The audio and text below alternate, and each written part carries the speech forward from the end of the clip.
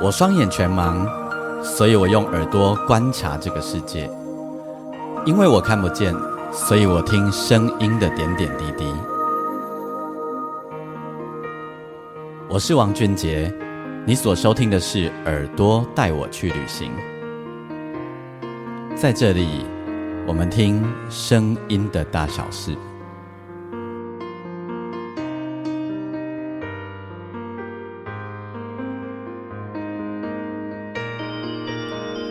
欢迎你收听耳朵带我去旅行，我是王俊杰。我们这一集单集播出的再过几天就是金曲奖的颁奖典礼了吼。那其实这一次金曲奖的台语专辑啊，我觉得还蛮精彩的，蛮多精彩的专辑。我不晓得当入围名单出来的时候，你有去回头听了多少专辑，然后这里面有多少是你喜欢的吼。那你自己希望什么人得奖啊？当然对我来讲，迄个内底有做者我的朋友的吼，我那是我的私心，当然我拢希望我的朋友都会当得奖啦吼。啊，不过这种代志就是安尼，因为每一年拢评审拢有无同款的想法，因拢有无同款的目标吼啊，所以有时候其实从那个评审主席啊，你大概可以知道今年会有哪一些风向，某一些长相会出现吼。好，迄个阮这集的节目啊，不是要来讲金曲奖的代志啦。我们这一集节目呢，我要访问的这一位呢，他是很棒的词曲创作人，然后他常年旅居在日本。在今年的春天的时阵吼，伊发行这个单曲吼，然后呢，那时候我们就互相联络一下。那互相联络呢，他也推荐了他的音乐给我听。当然啦，其实因为我是他的连友，所以我其实都会注意到。那正好在3月份的时候，他回来台湾一趟，然后也就抓了这样的一个机会呢，我就邀请他来做了一集的访问啊。只是中间塞了好多东西一直到现在才播出给大家听。他是谁呢？伊的名叫黄世佑。黄世佑有一送吼，伊写真侪歌，譬如讲你若知影的，就是光辉的红线吼，真侪。然后他也本身也是一位抗癌斗士吼。那这一次呢，是他自己来唱自己写的歌，所以咧，咱伫这集节目当中，咱就要邀请佑吉来开讲吼，来讲到伊创作的真侪代志，甲伊创作的故事，然后来分享伊迄个春天的时阵吼，即马已经夏天啊吼，春天的时阵所发行的这个单曲，一首情歌，然后当时互你听过去伊其他的歌曲。啊，因为呢版权的关系所以呢我们就透过那个 KKBOX 来插入歌曲。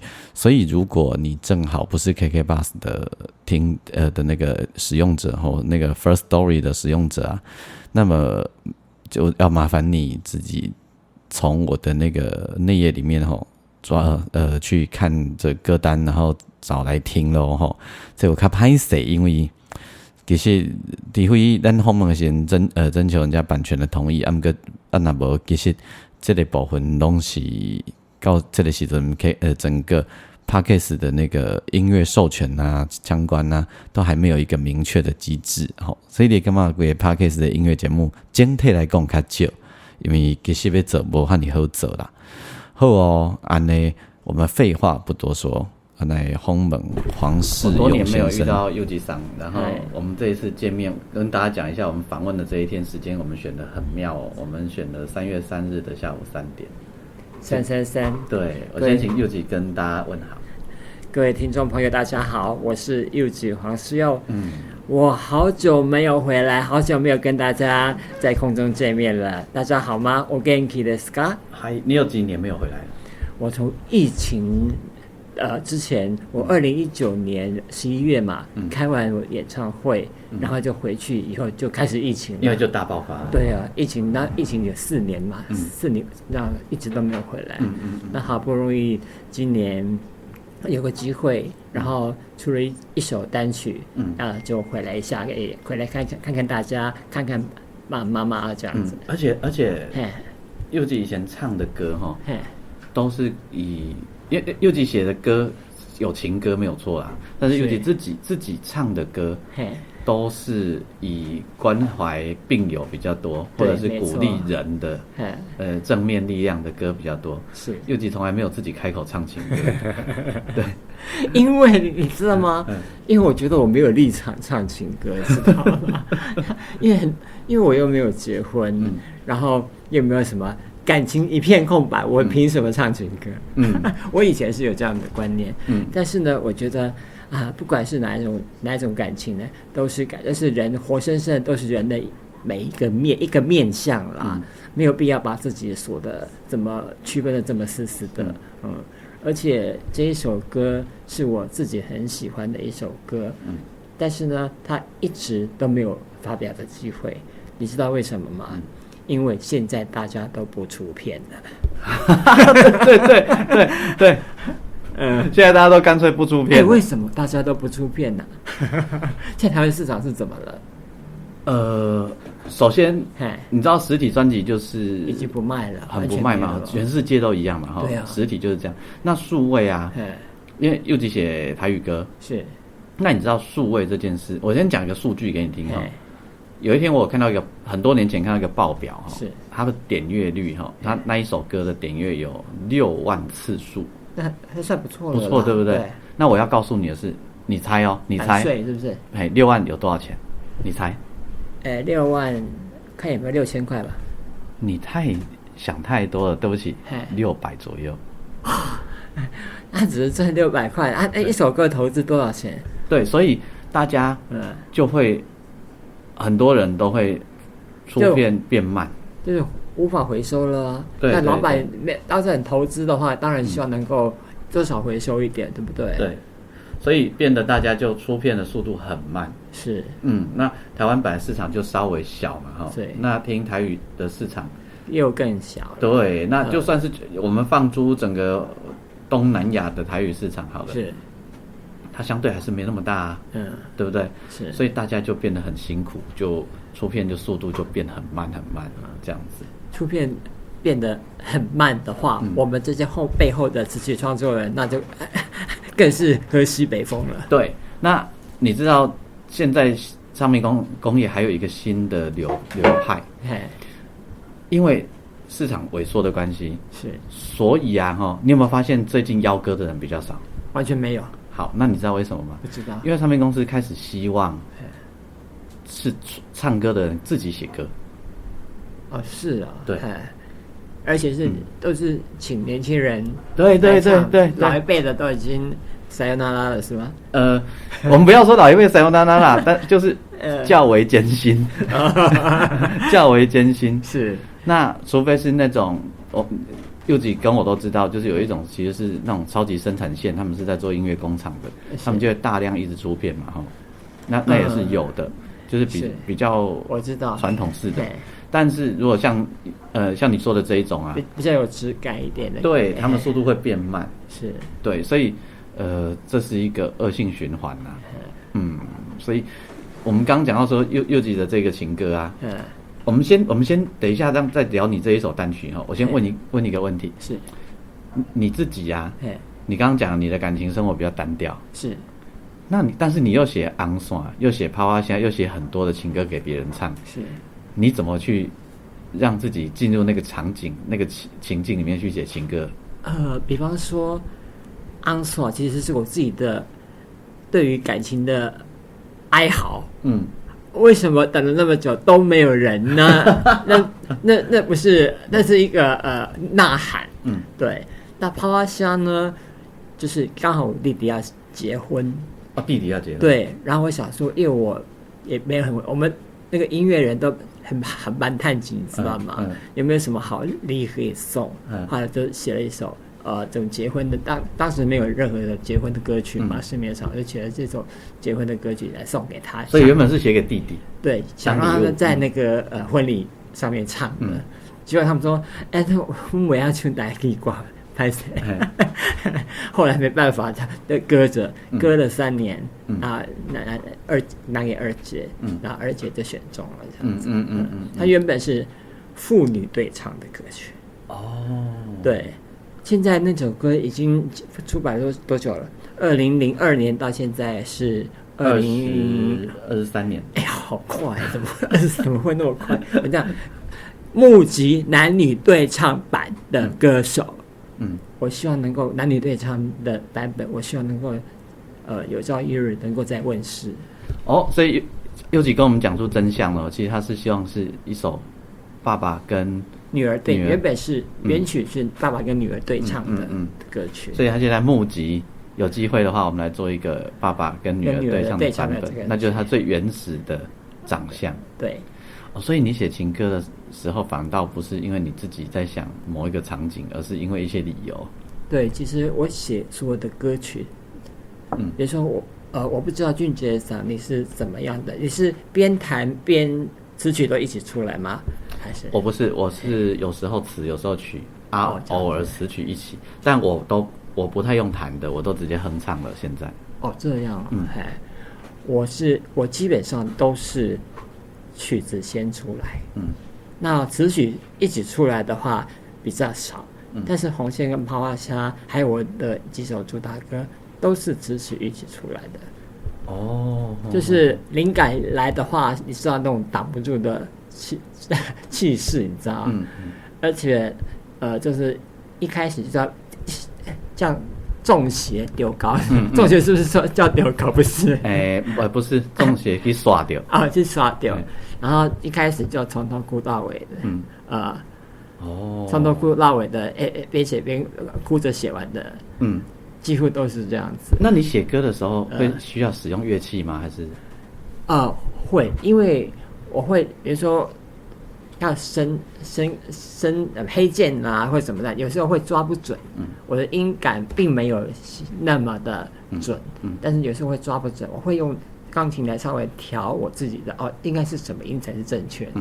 我会基本上是我的脑子的旋律，但是我会用钢琴来校正。对，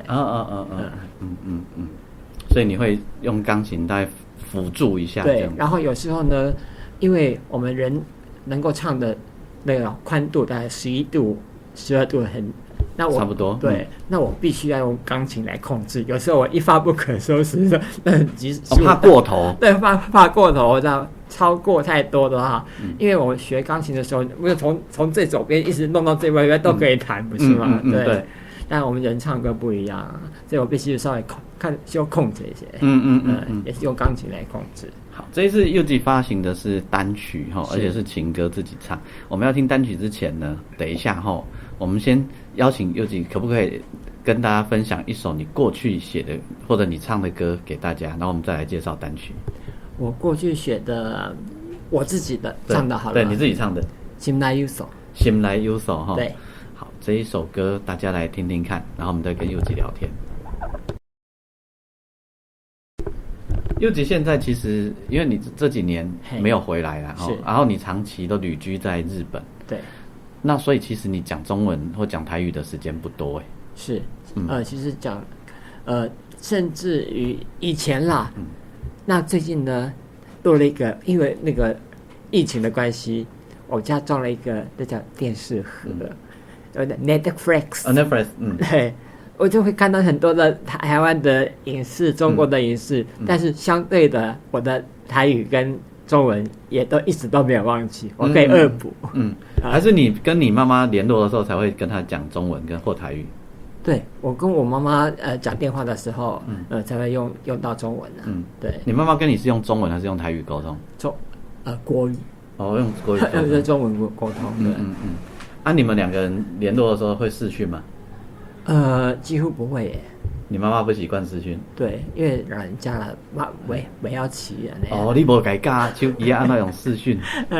那我们都用以前要打电话嘛，打电话习惯，或者现在用 Line 那边挤对吧？现在用 Line。所以一样用 Line 哈。他会用 Line 对啊。所以还是用讲的，他比较习惯。好，我们来介绍一下这一次这首情歌，好不好？让你来说。这首情歌其实我犹豫了好久，我上一张唱片2017年嘛，从那时候这首情歌就已经存在了。这么久了。对，然后呢，我一直想要出，该不该自己唱，我一直在犹豫。那犹豫了，现在是几7年还8年了，这次终于下定决心了，好了，读下去了。为什么读下去？因为之前最近呢又开始有一些老师在要歌，然后大家那老师们就打电话或者是敲 line 过来，室友老师，不好意思，问你一个失礼的问题，不晓得你还有没有在写歌？你应该说是你们没有人来找我写歌，不是我没有写歌。我就这样，那我消失太久了，太久没有出东西了。那我是如果再这样等下去的话，好像不太对。对，而且怕大家以为你是不是转业了，或者对，比如说换跑道了，然后后来我说好，那我就后来有提供歌曲给他，但是呢，我发现最近的提供歌曲的条件很差，到最后都要希望你卖断。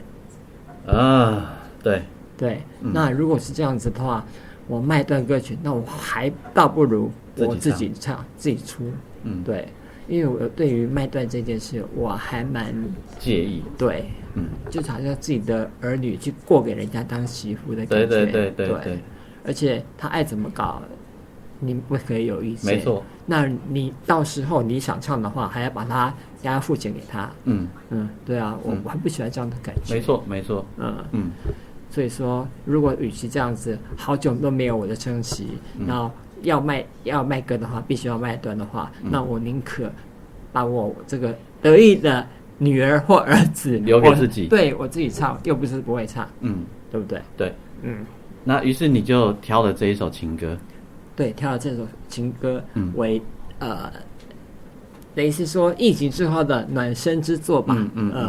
你在日本录的嘛？然后编曲是其实我是在台湾录的。你是在台湾录的我2017年那个时候就录好了，一直都没有发。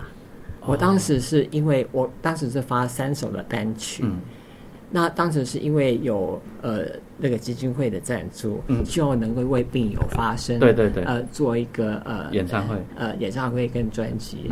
然后这首歌有录，但是跟那个什么 concept 跟那个主题有点不太合，所以说就后来就压下来，就暂时没有发。对，那我的声音是老早就录好了，但是那个编曲跟那个混音这后置的东西是这一次才新处理的。对，很巧的事情是你的混音工程师啊，是我的老兄弟。真的，龙哥吗？对，他是我的老朋友啊，是啊。我认识他的时候，我好像才16岁。因为他比你跟我们差不多大，对，他比我们小吧？他比我们大一点，比我们大一点，对，比我们大好像2岁还是3岁，我有点忘记了。我不敢在广播上问他的年次。我等一下跟你讲，我等一下告诉你他几年次。然后我那时候就认识他了，是因为他那时候也在玩音乐，他那时候有在当乐手，然后就开录音室咯。真的？他那个时候是几年啊？30多年前，他也还不到20岁左右，20岁他就开录音室了，开一个工作室，好酷哦！所以他有好妈妈，你知道？我记得他现在好像是开在台北车站附近，他那个地点都没有换过。那个很棒的地点那就他们家的啊，他们家的啊，运动音呢那一栋都他们家的，是哦，隔壁一栋也他们家的啊，那我要去拜访一下，拜码头一下，要，所以我那时候就认识他了，所以我看到你的混音师上面是他的名字，而且他自己也 po 文嘛，你有去回他吗？对，我就哇，而且我第一次跟他合作而且因为我是你先让我听过了，是然后我又专程本来听我们就是听你这首歌我感不感动喜不喜欢嘛因为是小龙的关系呢，我又再回去听一下，他现在混音到底跟以前有什么不一样？你们是什么缘分？你还没有见过他吗？我没有见过本人，但是经常在那个什么 LINE 上聊，然后呢，因为他以前有一个叫 Midi More 的一个留言板，我最初是在那个留言板认识他跟深白色老师的因为当时我还是菜教，我什么都不懂，但是他们两个一直在一个是专于那种硬体的，对，他教他就是教我们很多东西对，但是其实有一半我听我。我懂，因为他们都越讲越难。对啊，而且很多专业名词，他这一次也是回应。他跟我说这个怎么拍谁，我有一半听不懂，不敢跟他说。然后呢，森白老师就告诉我们说，要怎么词曲的方面怎么样啊？对我就是他们两个给我很多的帮助。那一直没有机会跟龙哥合作，因为一直都跟森白老师那边嘛，因为他等于是说他可以全部都包的感觉，那所以就一直没有机会，但是很敬仰他。那这一次呢，就是我比较没有公司的包袱之后，我可以比较自由。那后来因为我这次开案的很急，我12月才开案，2月就要出。对，脸书上有写。对，然后呢，那真美老师刚好。就说他 schedule 不怎么刚好，他没有办法，对，然后说那我请龙哥帮忙可以吗？他说好啊好，我们都是好朋友，就是请龙哥，第一次请龙哥帮忙，结果效果好像还不错，对不对？对，蛮好的，蛮好的，对，我自己也因为他很辛苦，你知道吗？他帮我弄了7个版本。哦，真的哦。对，我跟你说，他是一个好人。就是他其实做事情是蛮有热情的，他很快，我们都说他刀子嘴豆腐心，他嘴巴很爱念就很爱念，然后念他又继续做他都这样子所以他给你7个版本，他给我7个版本，我那个7个版本然后呢，我有3个喇叭，7321，每个喇叭听出来效果不一样，然后我都快要花掉了，都已经晕了，对不对？对，我到最后我听不出哪一个版本比较好，我觉得。那你最后怎么决定？我用最烂的喇叭，最烂的喇叭听的也是好听的，那就好听了。对，我告诉你哦，在我们业界有一个创作人他跟你一样，他那个我们混音完他都拿去他家那个电视柜那里那个很烂的那种小喇叭，有没有？对，播一遍。他说那个喇叭听起来好听那就对了，就好听了。对，他都这样。我也是，这次也是这样。因为大的你们那就很豪华喇叭，怎么听那么好听？对啊，但是听众的喇叭不赶快所以从听众的视角，对，从听众的角度说，如果他用那个很破的喇叭听也好听的话，那就成了。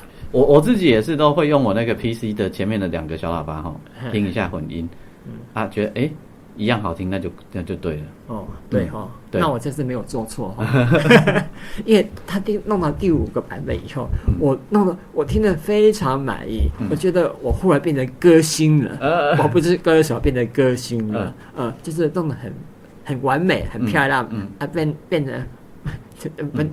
不能说，真的很棒啦，跟我以前的都不一样。所以这个歌，算是帮自己在多年以后做一个暖身了我不晓得是该说暖身还是告别，都有可能。也就是说你还不知道。对，因为未来是怎么样还不晓得。因为如果这一次大家的反应没有那么的nice， 或者是市场已经偏离了这个轨道，因为我发现现在市场爱这种歌的、唱这种歌的人很少了吧？应该是说，因为现在分众太多了是，我有时候一首歌好不好，不是它好不好的问题，是它好，但是它有没有被看见？那没有被看见，有时候不是歌的错。我真的要说，没有被看见，有时候就是一个环境所造就的结果。因为你知道，除非我们用很大的力气来宣传，要砸很多钱呢，不然其实很难被看到。有时候就是这么难，或者有时候机会命运。对，所以这是这一个时代的一种现象好了。对，所以有时候很多人也都在讨论不知道该怎么办。因为现在已经不是你歌好不好的问题了，对，所以我要鼓励游击不要担心，就如果有一群人，他们听到了，然后给你很棒的回馈，我真的觉得你要为这一群人继续下去，因为这一群人，他就是需要我们，是因为他们的需要而存在嘛。是，对。那这一群人如果有5万人好了，我觉得他们都还是值得我们存在的价值。我这样子，我觉得。我这一次也是因为有一部分的粉丝，我之前开演唱会的时候，然后在舞台上跟他们说，因为那时候还没有疫情，我也不知道会发生疫情，就跟他们约束说，好，我明年后年我再回来，我会再出唱片，把几首歌出出来，我会回来跟大家再见面。没想到一隔就是5、6年像过去了。我这次是为了守我的承诺。不管31、21有没有人支持，我就砸了。对，就砸钱下去做了。为了跟大家守这个约束，我觉得人要有信用。那之后的话，我就不敢放话了。那我们可以有力气的时候，一首一首来啊。对啦，哎呀，一首一首来。对，因为反正我跟你说，听数位哈，你给他10首，跟给他1首意义一样，因为听数位他就没有那种整张专辑听下来的 feel 嘛，对不对？对。那你就一首一首，每一首歌好好让跟大家分享这个故事。像你这一次，你写了好多创作日记，对，在脸书上给大家，是，我觉得很好啊。对，大家我太长，大家没耐心看吧。我们写的目的是给有耐心的人看，没耐心的人你就写再短他也不会看啊。我相信，因为每次就是有缘的人啦，有缘的人才会看到。我也希望这首歌有缘的人能够听到，能够感动到，那其实就值得了。其实我已经收到很多的回馈。是啊，所以不要觉得灰心，真的不要灰心。对，因为这个时代的变化速度，我们无法想象。因为很多人跟我说，生意人啊，他们说你这样子一去不回，这样有意义吗？你这样做有意义吗？你累自己的身体而已啊，而且花自己的钱，累自己的身体，然后站在干嘛？我说好啦，就当做你们大老板们去每一年去玩一次海外旅行好了啦。我也是把这个钱砸在音乐上，当做我的音乐旅行好了。这样子的话，你们去花天酒地开怀，那我在音乐圈里我也这样花天酒地，我也因为音乐而开怀，这样 OK 啊？每个人的人生的选择啊，对不对？他们去玩嘛，哈。我们花钱来疗愈别人也没有什么不可以啊。对啊，而且我们也算做的是一个很好的功德，我们疗愈了别人。是，对啊。那我们来听这首歌好不好？好，这是佑吉在2017年就唱好的录好的 vocal，对，但是到后来最近才弄的编曲跟混音，用最新的比较更简单的那种 acoustic， 那叫什么简单的方式，对，以我的声音为主的这种混音方式来表现这首欢喜小欠债。大家如果你喜欢这首歌，不要让创作人孤单，麻烦你让他知道的方式很简单，你可以上网搜寻黄世佑，那个佑吉有自己的脸书，然后也有或者 YouTube 下面可以留言，让我知道。IG 你也有对不对？对，你就可以跟他说我听了，我有被你感动到，不然他之后不写了，损失的不是他，是我们。对，因为他不写，他不用花钱啊，对不对？谢谢。所以大家如果因为这个歌真的蛮好听的。真的真的好听。能够受到这个同样的这个境界上，歌王的赞赏的话，都是很光荣。不要这样了，我跟你讲，我也觉得歌王是一场偶然的，人生就这样。没有，真的很恭喜你，谢谢。然后欢喜小欠债，我跟你说，是，其实继续创作啊，让大家听啊。你嘛用欢喜小欠债来想这代志啊！欢喜小欠债，这嘛是你甲大家一种欢喜小欠债啊！好了，谢谢俊杰给我的鼓励，我会好好的想一想。对，我们下一次再见，不晓得会是什么时候。然后我想要跟佑吉说的是，我们都祝福彼此要身体平安，是一定要的，然后身心安顿。我记得你生日的时候，我上面留的祝福就是身心安顿。对，谢谢你，谢谢你，一直都有关注我，真的谢谢你。我觉得这个很重要。然后重点就是，你会记要听你的歌的人拢伫遐等，会记甲人欢喜小欠者。好，谢谢你。那我们来听这首歌。好，然后祝福佑吉。好，谢谢俊杰，谢谢。很开心佑吉接受我的访问，然后真的就是祝福佑吉。我们现在朋友相见啊，真的就是尤其是到某一个年纪的时候，都会互相祝福彼此啦。然后也祝福听众朋友，这天气真的很热哦，大家请注意多喝水，然后注意那个温差，冷气房跟户外的温差哦。如果你喜欢我的节目的话，邀请你可以上我的粉丝页，你可以打钢琴诗人王俊杰。我每一集节目我都会留下一则贴文在上面，大家你可以留言给我，你可以跟我分享你的心情，然后给我一些建议，都很欢迎哦。那么也邀请你在你的收听平台帮我按评分5颗星，然后也帮我可以把我的节目介绍给更多的人。那么如果你一定要在平台留言，你觉得这样你比较方便的话，那要拜托你，因为平台太多，对我来说海巡没有那么容易吼。欢迎你在 Apple Podcast 上面，或者是在那个 Mr. Bus 上面留言给我。好哦，那我们就祝福佑吉。然后同时呢，我再自己宣传一下，6月28日下午3点，我在桃园的米仓剧场有一场门口点爱 Melody 我自己的讲唱会。如果大家有空的话，邀请你来。好哦，那我们下一集单集再会，拜拜。